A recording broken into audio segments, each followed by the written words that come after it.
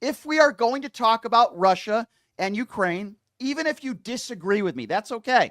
I'm happy to have a conversation with you. Answer the question. Who do you want to win the war, Russia or Ukraine? Answer the question. Yeah, I just wanted to point out in regards to Ukraine and NATO. Years ago, Ukraine put forth the admission to try to get a part of NATO, and the NATO nations did not accept the invite because one of the main reasons because they were a corrupt country, and they also said that one of the NATO rules is that to join NATO, you can't be entangled in any kind of conflict for a period of 7 years. So as of today, NATO has never been a part of NATO. You keep on saying that. Never said they were. Never said that. I said get into NATO, number one. So let me ask you a question, Patrick. Patrick, back into NATO multiple times. Patrick, let's have a conversation about Ukraine. Let me start by asking you this question: who do you want to win the war, Russia or Ukraine? Can you please answer that? Ukraine lost from 2014. Didn't ask you, Patrick. I need you to focus. Let's have a conversation. This is what gets me frustrated. Hey, well, Patrick, you need to. Patrick, shut up. I'm asking you a question. That doesn't mean you talk, and it means you answer my question.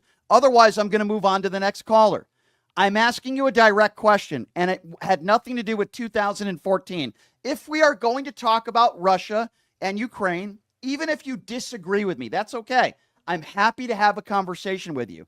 Answer the question. Who do you want to win the war, Russia or Ukraine? Answer the question. Ukraine already lost. It's a moot point. Ukraine did not lose. That is not true. They're an autonomous country. And the war is still going on. So now I've asked you twice. I'm going to ask you a third time. Ukraine has not lost.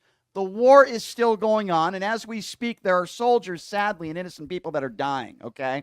So now I'm going to ask you one more time, because it's almost impossible to have a conversation with you with any intelligence at all, or credence, when you won't answer this question. See, you're answering the question the same way Tulsi Gabbard, Donald Trump, and Marjorie Taylor Greene would answer, because I think your IQ is somewhere around where they're at. But that's okay. I'll give my special MAGA supporters another chance. Hey, Patrick, the war is still going on. We're not talking about 2014. I ask you again, who do you want to win the war, Russia or Ukraine? Please answer the question directly. I do not support evil, murderous dictators like Zelensky. How's that? Okay, well then, Patrick, you are then Patrick, you are an imbecile. My goodness. You are an imbecile. Here we have Vladimir Putin, who invaded Ukraine, and your response is, and I'm going to take that response as you want Russia to win, which makes you an imbecile. So how can I have a conversation with you? How about Patrick? When why you don't won't you even go live in Russia and see how that is? Well, Patrick, if I had it my way, I would deport you to Russia right now. But since you think that you want Russia to win, you think I'm going to have a good faith conversation with you? You're an idiot. You're an imbecile. That's what you are. You're not even willing to say that you want Ukraine to win, but the first thing you do is criticize Ukraine, and then you say that he's the evil, murderous dictator, and Russia should get concessions. They should get the land for invading a country. Let me ask you another question that even an imbecile like you might understand. Right after 9/11, when Al-Qaeda and Osama bin Laden were the masterminds behind an attack that killed over 4,000 people. By the way, more innocent people have died in Ukraine because of Vladimir Putin. If the president of the United States at that time, which was George W. Bush, said, we're going to give Osama bin Laden concessions, and Al-Qaeda could have some of our land in the United States of America, and if I had some imbecile that called up and said, and I said, who do you want to win this, Osama bin Laden or George W. Bush? And an imbecile called into my show and said, George W. Bush is an evil, murderous dictator, and I want Al-Qaeda to win.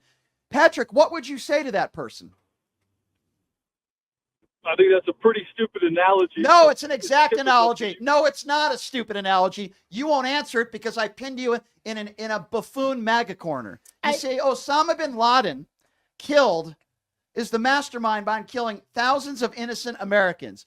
Vladimir Putin is the mastermind behind killing thousands and thousands of innocent soldiers and families in Ukraine. But you see, you're so stupid, you don't even understand that. You're so ignorant. It's not a stupid analogy. What do you think of evil, murderous dictators that invade other countries, Patrick? What do you think about people like that? Well, I'm not the one that seems to think Ukraine was once a part of NATO. Okay, Obviously, you're not going to. You're not going to answer the question. So I want to say really quickly that I think the biggest threat to our security, to everything in this country and around the world, is misinformation and disinformation. And so clearly, Patrick, you're getting your information from either the Bros Network or whatever, wherever you're getting it, it's just not accurate. So I encourage you to actually go read up, take a class, like get educated on some world affairs, because you have this stuff so mixed up and upside down. That was pretty absurd. You're a danger to us because of the misinformation. Pretty absurd. Pretty ignorant. Patrick, you're just a freaking idiot. You're an idiot. You're very stupid. And this is the far MAGA right, and that's Donald Trump's base.